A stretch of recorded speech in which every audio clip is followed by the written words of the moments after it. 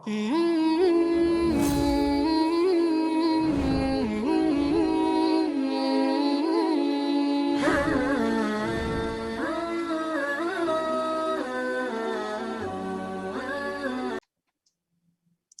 بالله من الشيطان الرجيم بسم الله الرحمن الرحيم وإن كنتم على سفر ولم تجدوا كاتبا فرهان مقبوضة. یہ جو مسائل بیان کیے گئے تھے وہ مسائل تو تعلق رکھتے تھے کہ آپ حضر میں ہیں اور ایک دوسرے سے قرض لیا جا رہا ہے، تو اس میں یہ شکلیں کہ آپ ایک قرض دینے والا ایک انسان کو قرض دیتا ہے، اس کو چاہیے کہ وہ کسی کاتب کو بلا کر لکھائے، یا خود بھی اگر لکھ سکتے ہوں تو وہ اس کو لکھیں، گواہ بھی بنا لیں. یہ شکلیں حضر میں بہت آسان ہیں جن پر عمل کیا جا سکتا ہے. اور کبھی ایسا ہوتا ہے کہ انسان سفر میں ہوتا ہے اور سفر میں اس کو قرض لینے کی ضرورت پیش آ جاتی ہے، اور جب سفر میں قرض لینے کی ضرورت پیش آتی ہے تو ظاہر ہے کہ سفر میں وہ تمام سہولیات اس کو بآسانی نہیں مل سکتی ہیں جو حضر میں ملتی ہیں. مثال کے طور پر اب لکھنے والا ظاہر ہے کہ وہ سفر میں کہاں اس کو ملے گا، اور بسا اوقات یہ بھی ہو سکتا ہے کہ، اور یہ اس دور کے سفر کو آپ ذہن میں رکھیے، یا اس دور میں بھی کہیں بہت سے ایسے علاقے ہیں جہاں آپ سفر کر رہے ہیں جہاں آپ کو معلوم ہے لکھنے کے لیے قلم نہیں ملا ہے، قلم ہے لیکن کاغذ نہیں ہے. تو یہ سب شکلیں ہو سکتی ہیں. آپ جب قرض لے رہے ہیں تو آپ کو کوئی گواہ اپنے لوگوں میں سے نہیں مل رہا ہے، تو یہ دشواریاں ہوں، اور ایسی صورت میں آپ کو اپنی ضرورت پوری کرنا ہو اور کسی سے قرض لینا آپ کی مجبوری بن جائے، تو شریعت نے اس میں بھی ہمارے لیے دروازہ کھولا ہے کہ کس طرح سے آپ اس وقت اپنی ضرورت کو پورا کر سکیں. بتائیے کیسے؟ جیسے ایمرجنسی حالات اگر پیش آ جائیں تو شریعت اسلامی ہماری بھرپور رہنمائی کرتی ہے کہ آپ اللہ کے حکم پر قائم رہ سکتے ہیں اور آپ کا معاشرہ صالحیت پر قائم رہ سکتا ہے. آپ ان ہدایت پر عمل کریں.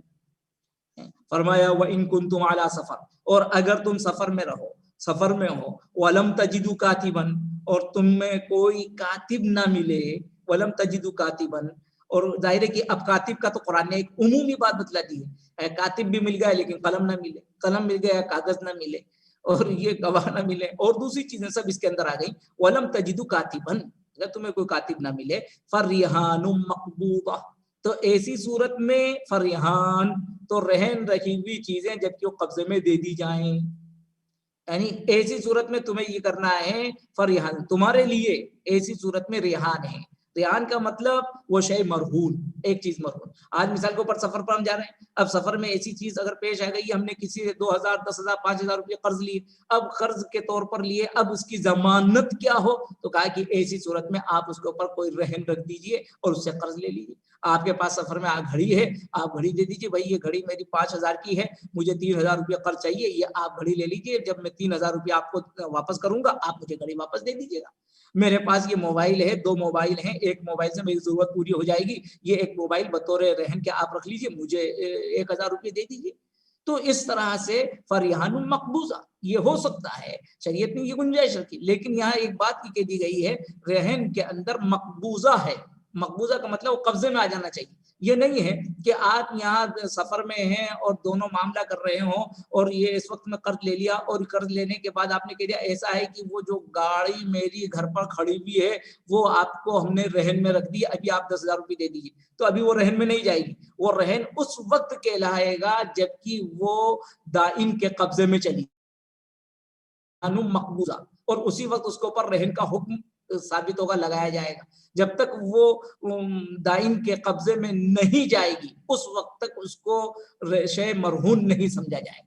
یا مقبوضہ سے یہ قید بھی لگا دی.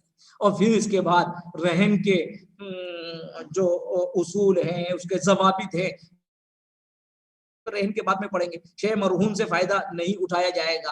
کسی نے آپ کے پاس موبائل رہن کے طور پر رکھ دیا، تو اب آپ سم ڈلوا کر یا یہ کہ اس میں بیلنس ڈلوا کر اس موبائل کو اپنی ضروریات میں استعمال کر رہے ہیں، شریعت آپ کو اس کی اجازت نہیں دیتی. شے مرہون وہ بطور قرض کے امانت کے طور پر گویا کہ آپ کے پاس چیز رکھی گئی ہے. جو چیز امانت کے طور پر رکھی جاتی ہے اب اس کا استعمال آپ نہیں کر سکتے. کسی نے آپ کے پاس بطور رہن کے گاڑی رکھ دی ہے، تو اب یہ کہ گاڑی سے آپ گھومتے پھریں اور اپنی ضروریات پوری کرتے کریں، یہ نہیں ہوگا.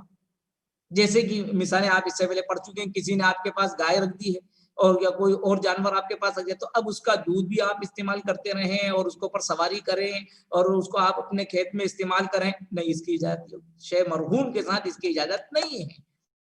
اور اگر اجازت ہوگی تو پھر اس کے اصول آگے اور بعد میں بیان کیے جائیں گے.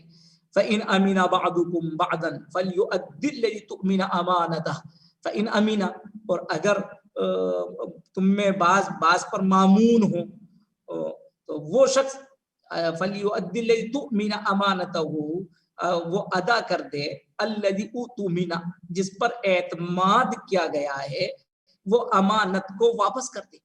یعنی اگر تم میں جب بعض کو بعض پر اعتماد ہے اور امانت نہیں وہ رہن کوئی چیز نہیں رکھی گئی ہے، فَلْيُؤَدِّ الَّذِي تُؤْمِنَ، تو وہ شخص جس پر اطمینان کیا گیا ہے، یعنی مدیون، جو مدیون پر اطمینان کیا گیا ہے، تو اس کو چاہیے کہ وہ امانت کو، امانت سے مراد یعنی دین کو واپس کر دے.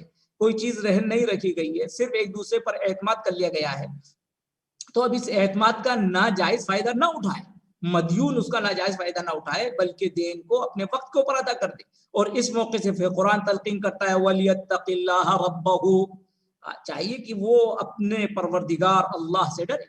اور خوف خدا ہی وہ چیز ہے جو انسان کو عمل پر قائم رکھ سکتی ہے، اور خوف خدا نہ ہو تو پھر انسان کے لیے اللہ کی اطاعت کے لیے ایک قدم بڑھانا وہ مشکل ہو جاتا ہے.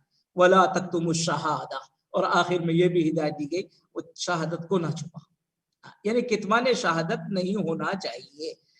شہادت گواہی دی جائے، بس کتمان بھی نہ ہو، اور اس میں شہادت میں کسی طرح کی ہیرا پھیری بھی نہیں ہونا چاہیے. ولا تکتموا الشہادہ کے اندر دونوں باتیں آ گئی، کسی طرح کا تصرف بھی نہیں ہونا چاہیے اور کسی طرح کا اس میں کتمان بھی نہیں ہونا چاہیے. وَمَن يَكْتُمْهَا فَإِنَّهُ آثِمٌ قَلْبُهُ، اور اتنی تاکید کر دی گئی جو اس کو چھپائے گا، گواہی سے گریز کرے گا، فَإِنَّهُ آثِمٌ قَلْبُهُ، تو یہ صرف اس کے زبان کا گناہ نہیں ہوگا بلکہ یہ اس کے دل کا گناہ ہوگا.